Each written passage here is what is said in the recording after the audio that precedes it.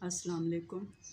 اعوذ باللہ من الشیطان الرجیم، بسم اللہ الرحمن الرحیم۔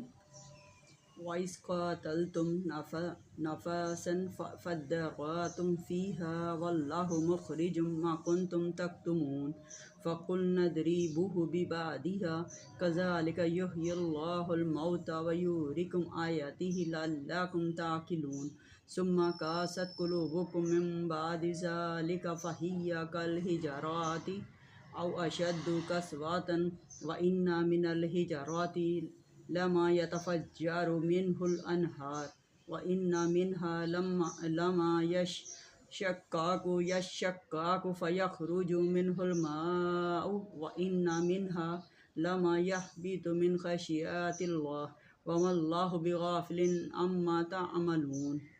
ترجمہ: اور جب تم نے ایک خون کیا تو ایک دوسرے پر اس کی تہمت ڈالنے لگے اور اللہ کو ظاہر کرنا تھا جو تم چھپاتے تھے، تو ہم نے فرمایا اس مقتول کو اس گائے کا ایک ٹکڑا مارو، اللہ یوں ہی مردے زندہ کرے گا اور تمہیں اپنی نشانیاں دکھاتا ہے کہ کہیں تمہیں عقل ہو۔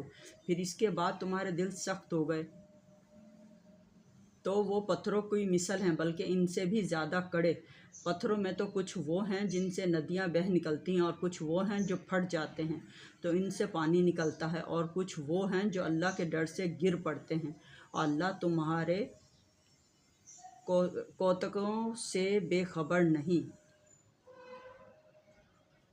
تفسیر: کیونکہ اس گائے کی قیمت بہت زیادہ تھی اور صرف ایک ہی شخص کے پاس ایسی گائے تھی جو اپنی ماں کا بڑا فرمانبردار تھا۔ اس سے معلوم ہوا کہ ماں کی خدمت بڑی اچھی چیز ہے۔ یہ بھی معلوم ہوا کہ گائے کی قربانی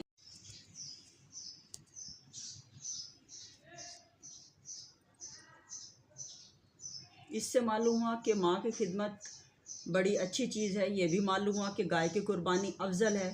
یہ بھی معلوم ہوا کہ قربانی اچھے جانور کی کرنی چاہیے۔ اگرچہ قاتل تو ایک ہی تھا مگر قتل کی سازش میں اور بھی شریک تھے، اس لیے جمع کا ذریعہ ارشاد ہوا۔ اور حضور صلی اللہ علیہ وآلہ وسلم کے زمانے کے یہودی ان یہودیوں کی اولاد تھے، اس لیے ان سے یہ خطاب فرمایا گیا جیسے ہم ہندوؤں سے کہیں کہ ہم نے تم پر 800 برس حکومت کی، یعنی ہمارے باپ دادوں نے تمہارے آباء و اجداد پر ایسی ہی یہاں ہیں۔ معلوم ہوا کہ رب کی قدرتیں ہماری عقل اور وہم سے بالا ہیں کہ گائے کے گوشت کا ٹکڑا مردے کو مارا گیا اور وہ رب کی قدرت سے کچھ دیر کے لیے زندہ ہو کر اپنے قاتل کا پتہ بتا کر پھر مردہ ہو گیا۔ دوسرا یہ کہ قربانی خون دینا حل اور مشکلات کے لیے اکثیر ہے، عالم غیب سے فیض لینے کے لیے قربانی کرنا چاہیے۔ تیسرا یہ کہ جس کا ثبوت معجزہ ہو وہاں گواہی وغیرہ کی ضرورت نہیں پڑتی، کہ یہاں صرف ایک مقتول کے کہنے پر قتل کا ثبوت ہو گیا، کیونکہ یہ کہنا بطور معجزہ تھا، جیسے یوسف علیہ السلام کی پاک دامنی کا ثبوت صرف ایک بچے کی گواہی سے ہو گیا، کیونکہ وہ بچے کا بولنا بطور معجزہ تھا۔ حضرت عائشہ صدیقہ رضی اللہ عنہا کی عصمت صرف قرآنی آیات سے ثابت ہو گئی کہ قرآن ہمارے حضور صلی اللہ علیہ وآلہ وسلم کا معجزہ ہے اور رب کی گواہی سب سے اعلیٰ ہے۔